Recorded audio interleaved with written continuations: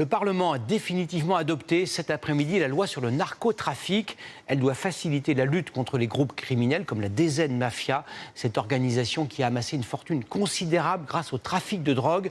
Depuis 2 ans, elle s'est diversifiée en pratiquant le racket, l'extorsion de fonds et aussi le proxénétisme.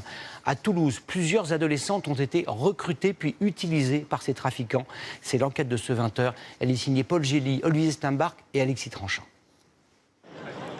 Derrière les murs roses de Toulouse se cache l'ombre des narcocriminels marseillais. Vous ne les verrez pas vendre de la drogue.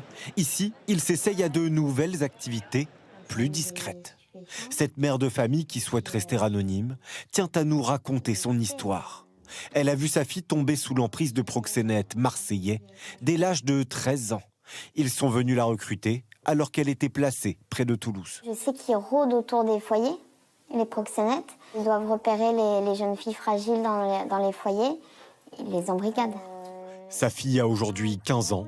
Elle est désormais prostituée à Marseille. On lui loue des Airbnb ou des hôtels. Et puis qu'ensuite, il y a quelqu'un qui met des annonces en ligne. Et là, elle se prostitue. En voulant sauver sa fille des griffes des proxénètes, elle a reçu des menaces signées au nom d'un groupe narcocriminel marseillais. Un homme qui m'envoyait des photos de ma fille nue pour m'intimider, je pense.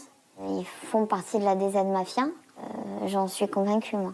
Je crois que presque toutes les gamines sont un peu dirigées par la DZ. Si le rôle de la DZ Mafia n'est pas établi, les policiers nous confirment qu'il s'agit de narcocriminels marseillais. Ils se déplacent partout en France, comme ici à Toulouse, pour recruter aux abords des foyers des jeunes filles en perte de repères. Ils les convainquent de les suivre à Marseille en leur promettant un salaire et un logement. Une fois sur place, leurs conditions se dégradent vite. Cette autre mère toulousaine a elle aussi vu sa fille de 14 ans se faire enrôler par ces réseaux. Ils leur retirent les téléphones, ils les coupent de leur famille. Enfin voilà, il y a une manipulation aussi psychologique. Ils sont très forts, c'est des gamines, elles sont jeunes, c'est proie facile. Parfois violentées, comme le montrent ces vidéos. Elle a été séquestrée aussi dans une cave, on l'a retrouvée aussi, elle avait des coups. Qui se cache derrière ces méthodes? Des trafiquants de drogue, opportunistes avant tout. On a beaucoup de proxénètes qu'on pourrait qualifier de multicartes. Ils sont aussi dans le trafic de stupéfiants et vont également faire du proxénétisme. Cette avocate connaît bien ces trafiquants de drogue et nous dévoile leurs méthodes sans filtre. Ils utilisent les jeunes filles comme un complément de revenus. Ils se disent pourquoi pas tenter. On a un Airbnb dans lequel on a une pièce qui va servir au conditionnement du trafic de stupéfiants et une pièce nourrice pour mettre les objets interdits. Pourquoi pas utiliser la deuxième chambre avec telle jeune fille ou telle jeune fille. Ils louent des appartements très souvent avec plusieurs chambres et sur 1 semaine ou 2 semaines, ils vont avoir tendance à rentabiliser au maximum cette location-là. Pourquoi les trafiquants cherchent-ils à se diversifier? Depuis plus d'1 an, les opérations de police se multiplient sur les points de deal.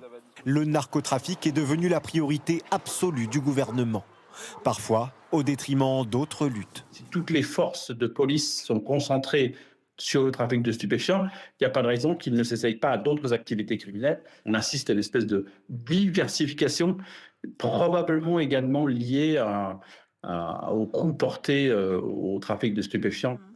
Le proxénétisme est moins sévèrement puni que le trafic de drogue, comme le regrette cette association de victimes.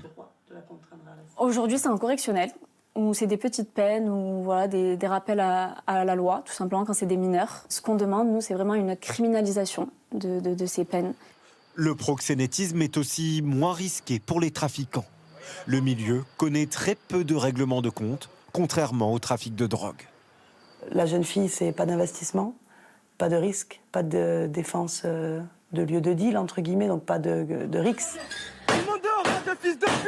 Les narcotrafiquants sont en quête permanente de diversification, à l'image des extorsions de fonds ou raquettes de petits commerçants, comme cette épicerie attaquée après avoir refusé de verser de l'argent. Une scène filmée par les trafiquants eux-mêmes. Autant d'activités criminelles ayant pour seule motivation le profit.